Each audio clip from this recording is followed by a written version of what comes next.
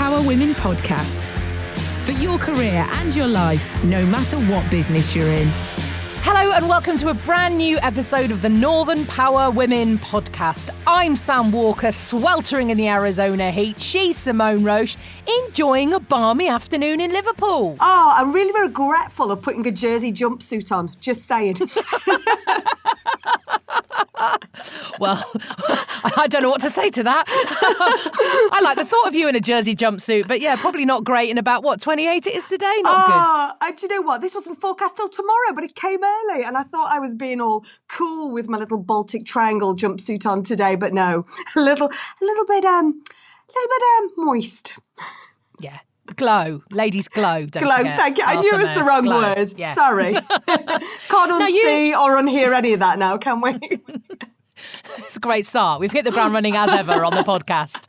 Look, let's get serious and talk business. You've been really busy this week with some fantastic power circles. What has been those main topics of conversation? Because you always find when you get together with the Northern Power Women Power List, these themes emerge, this great work is done. There's a real thought leadership going on. So what's this week been about? Yeah, all of that. You know, we did 6 power circles in 28 hours across the 6 regions. I know, and it seemed madness at the time when we were planning it, but I knew it would work because you're almost in that flow of having these conversations. And, you know, one of the two things are almost at different ends of the spectrum. So one was about when I was on the BBC Victoria Derbyshire the other week, we talked about having a seat at the table.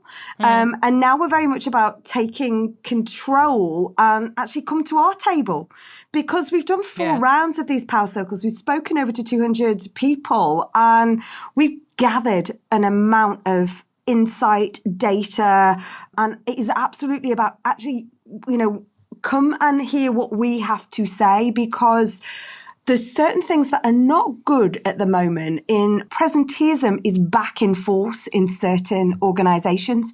So we know, as we talked about Unilever last week, and I've been talking with Lloyds Banking Group this week, Emily Cox. You know, many of the big organisations are not going back into the workplace. I think Google this week said July 21 or something like that.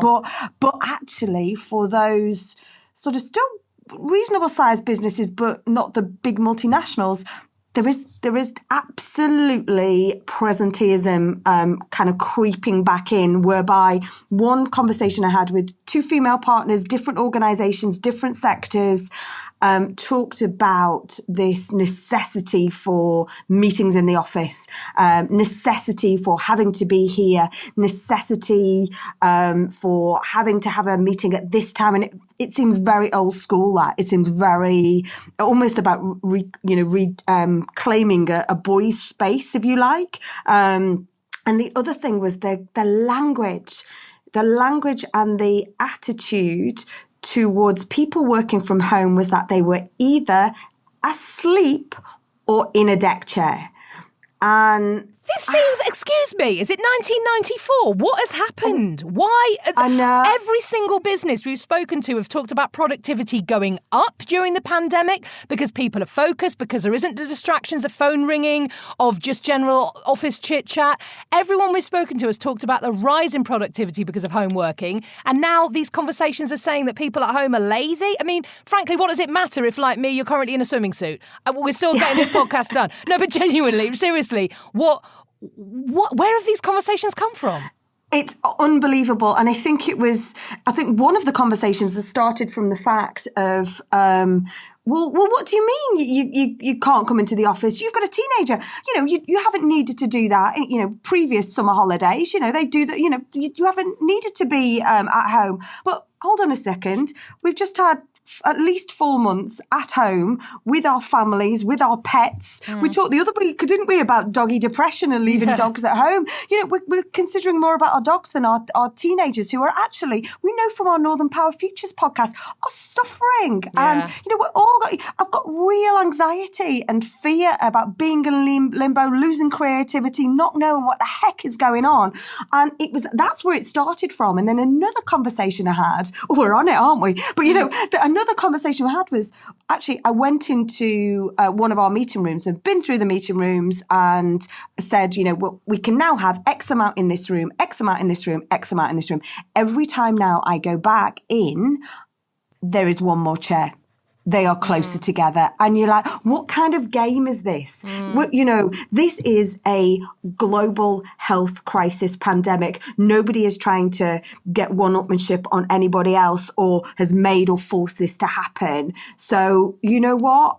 I mean, do you know what my gut feeling was, Sam? And, you just wanted to cry. Culture absolutely sucks within that workplace. Get out.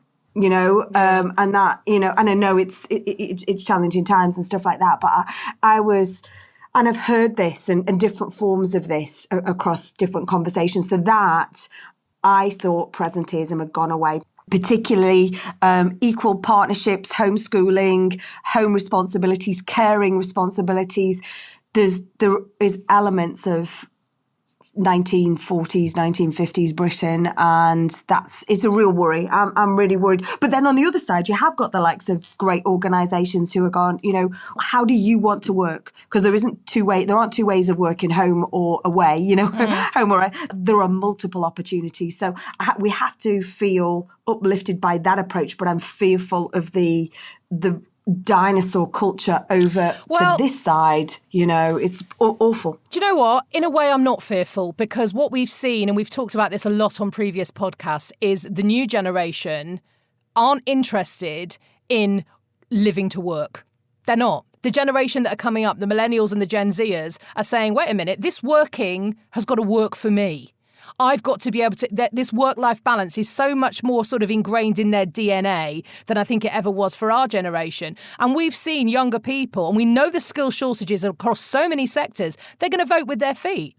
And I know we're at a really strange time at the moment when perhaps a lot of people don't feel they have that power, because unfortunately there is huge issues in the economy and there are issues within people keeping and, retaining and finding jobs. However, I remember speaking to so many top female executives over the last couple of years as part of this podcast who are saying, we're really noticing that young people want a holistic approach to work. And that's why we're offering things like yoga at work and being able to work from home when you've got young children. And there's all this flexibility, because it's not going to wash. This whole, this is what you need to do, unfortunately, because, we're lucky to be in work because we're women and so we better suck it up. That is changing. So if these companies dig their heels in and say presenteeism or out the door, people will go, see ya. I really believe that.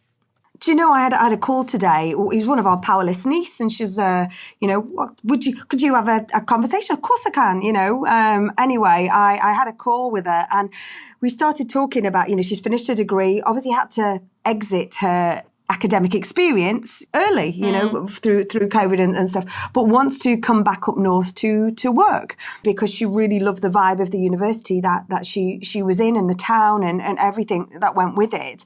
But we were talking about things and she said something, and she says, one of the questions I've been asking on virtual interviews is, could I ask what measures you're taking to ensure the safety and the well-being of your employees? And I just thought that was cracking. And that absolutely goes to your point. It's about purpose. I want to be somewhere. It doesn't matter whether you're the big Uber brand. I want to work where the culture and the authenticity and the principles are right for me. And I think that was brilliant. In fact, so much so I got to go and record it for the Northern Power Futures because I thought it's a great question. Yeah. And I think this is where actually, this is a way that our employers that maybe aren't getting it, listen to the young people, take that reverse mentorship stance and listen and hear what the challenges are, because that might help you as well to be that employer of choice, 100%. And just to pick up on a point you made earlier on about, we are still in a global pandemic here and people are still concerned. There was a great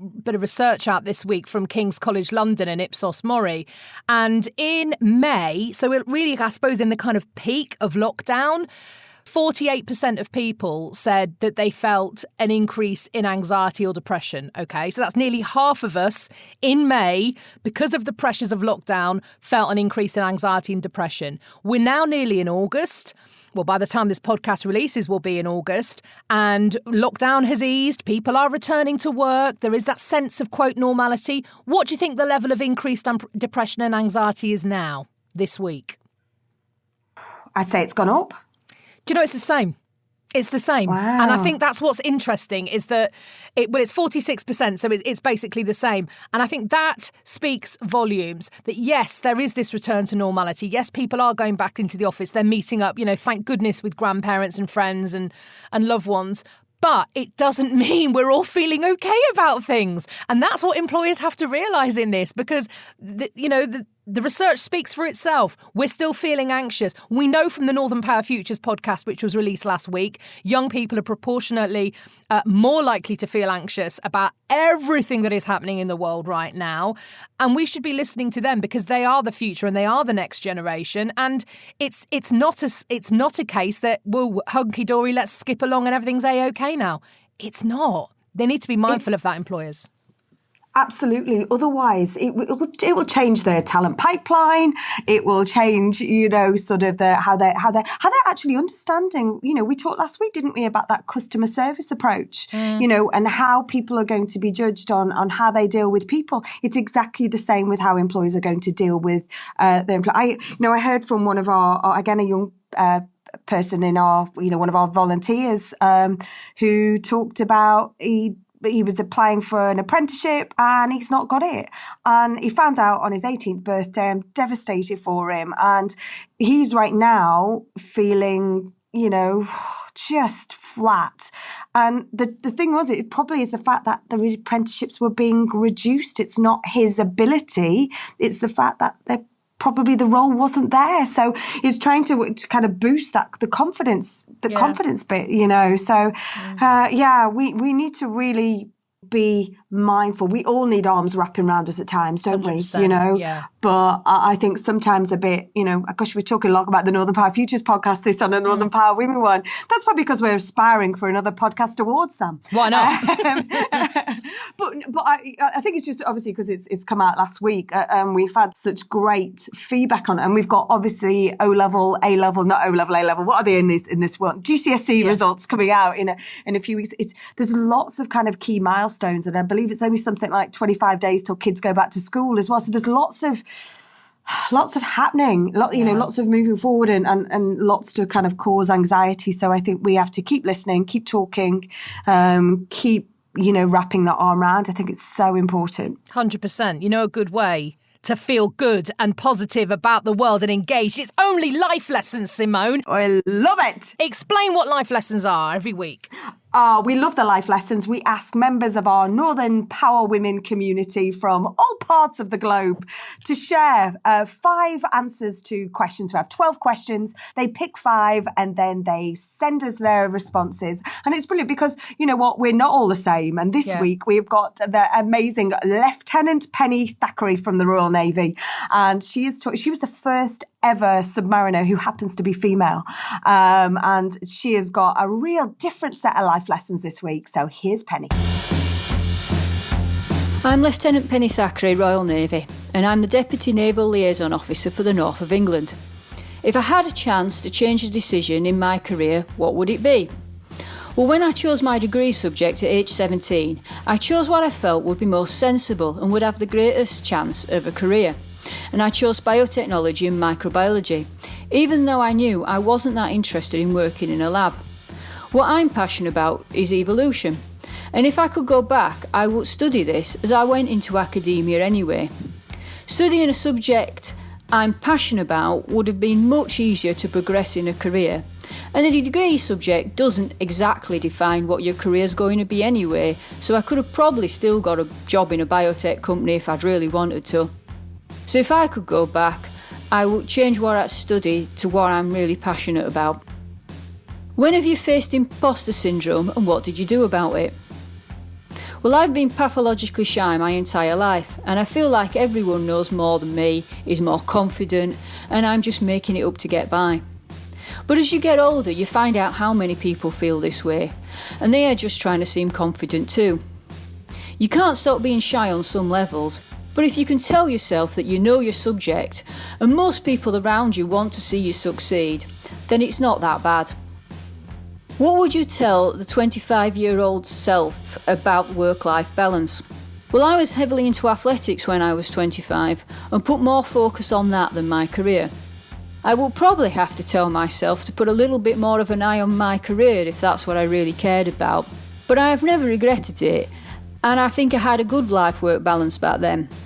There's always more work to come later in life, and athletics gave me more confidence than anything else has ever done. Tell us about a time you've had to be resilient. Well, I joined the submarine service as one of the first 3 women. Not only must you pass extensive exams on all parts of the submarine, but you must also face the isolation of being at sea with no contact with the outside world for over 3 months. In addition to this, being the first women, you are not judged as individuals but as women, and whether the project will be a success is very much on your shoulders. When the lid closed on the submarine, I was very much of a mindset of, that's it, there's no going back now, so the next 3.5 months is already complete. There's no point in looking at it any other way. When have you taken a risk and what happened? Well, at age 33, I left academic research and joined the Royal Navy as a training manager, looking for a fresh challenge and one where I could help people develop in their training and careers. It was a huge change to the work environment I was used to, and I met people of a completely different mindsets to those I'd met before. But in that time, I've achieved firsts that I couldn't have done if I'd stayed in academia. I've hugely increased my understanding of people, and now I have a role engaging with the public, showing what the Royal Navy does. So the risk was certainly well worth it.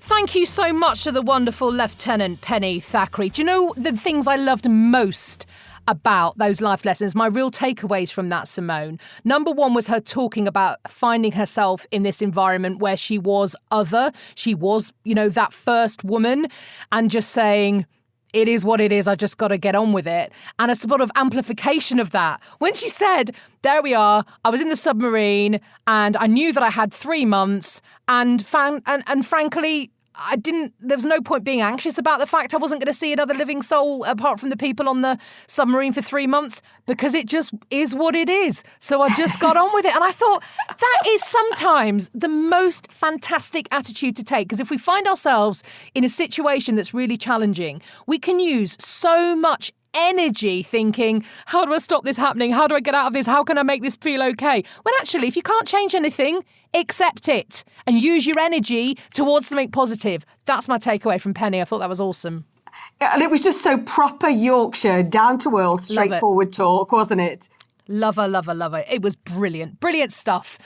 Now, look, before we head off into the sunset, a couple of things I've noticed this week. Do you remember a few weeks ago we were discussing social media and the news and sort of conspiracy theories around coronavirus and how people, depending on where they consume their news, were more or less likely to feel a certain way? Well, this week, more interesting research has come out. Again, it's our friends at King's College London and Ipsos Mori. I'm a fan of their work because I just think they ask really interesting questions. So this week, of course, a couple of weeks as we are on from masks being mandated in public spaces and stores in the UK, 1 in 10 people, it shows, feel that wearing a face mask is bad for your health. So 1 in 10 people fly in the face of all the research that is out there and the myriad of doctors who were online saying, look at my oxygen levels, they do not go down with me wearing a mask. And frankly, why would you feel comfortable about a surgeon doing a 12-hour brain operation wearing a mask for 12 hours if in any way wearing a mask impaired your cognitive function? I'd say that would be pretty bad. However, what's interesting is 1 in 10 people, and I'm not talking about people with any underlying health issues, I'm talking about regular folk, 1 in 10 think that wearing a face mask is bad for your health. However, if you look at people who get their news from WhatsApp, who even knew that people got news from WhatsApp, which basically just shows it's completely unsubstantiated shared stories, that goes over a quarter. So more than a quarter of people. And again, it just shows, doesn't it? People who believe the government wants us to wear face masks because they want to control us. 1 in 8 people think that. As soon as you get to people who get their news from WhatsApp, 30%. Wow. And I just think, again, it infuriates me that anybody would not spend the time when it's something as important as our health and our well-being to look at various sources. Because guess what? I have looked at the videos where people say, oh, wearing a mask's terrible. I've looked at the so-called doctors who've said this is all a conspiracy. And I've made my judgments by reading lots and lots of different things. And I just think we owe it to ourselves, don't we, to read lots of different opinions, because social media can be an echo chamber. But it seems a lot of people don't see that way. There still feels like there's this 50-50 approach. 50% are like, right, we're going to do this. And whether or not it's presenteeism, whether or not it's wearing masks. We went into a well-known department store, not a department store, DIY store, with 2 letters in it. Anyway, first thing, thought, if we're going to go, I'm going to go first thing, 8 a.m. when it opens, in the queue, outside, masked on, sanitizer on, all that kind of thing. And there's now, obviously the announcements over the tannoys, you must wear a mask. And the store attendant went, excuse me, madam, it is law now to wear a mask. Is it? Who said? When did that happen? You kind of just looking round. Well, you can buy a mask here and you can do that. No. As I left the store, there she was with her purchases, not really giving a rat's ass about anyone else or whatever. But then the sadder thing that there's probably another dozen people exactly the same. And I think there is, because the whatever they're consuming by where you just said, WhatsApp stories, shared GIFs, whatever that may be. Yeah. And it's a real worry. It's probably the same stories that are saying that the vaccine, when we get the vaccine, we will all be microchipped at the same time. So there's the other conspiracy theory. There's many. I know. And I just think in a really weird way, it gives people who obviously feel like they don't have much power in society a sense of power. If they can walk to the front of the line at B&Q and go, no, I'm not wearing a mask because someone shared something on Facebook, it makes them feel like they've got a bit of power. And that's the way that I suppose I'm understanding why their brains are working that way, because it makes them feel like they have a bit of control in a world where, blimey, this year has showed us none of us really have any control over anything because the world is crazy right now. I want to leave with some good news, though. Are you ready? Go on, hit me with it. Your car insurance has gone down for the first time in absolutely years. I suppose it's because we're all driving less. The average cost of car insurance in the UK has gone down 40 quid in the past 3 months. So can we just have a little round of applause for a little bit of good news in the world? I'm looking for me podcast blower. I can't find it. I need to have it on standby every week. We need to have a trumpet sound effect, don't we? That was pathetic on both our parts, I have to say. Hey-ho. And obviously, final good news, I've done the outside edges of the Albert Dog jigsaw. Well, this is all the news we need for this week. I think you should probably share that with the UN. We all need that good news in our life. Brilliant stuff, Simone. As ever, fantastic to speak to you. You get on jigsawing. And of course, please do not forget, we would love to hear your life lessons. Send us an email, podcast@northernpowerwomen.com. We'll tell you what to do. It is dead easy, and we would love to hear from you. And similarly, if there's anything in your world of work or life that you'd love to hear us discuss, or you'd like to chip in and ask us a question, podcast@northernpowerwomen.com. Thank you so much for listening. The next episode is coming your way on Monday, August the 10th. Until then, I'm Sam Walker, and the Northern Power Women podcast is a What Goes On media production.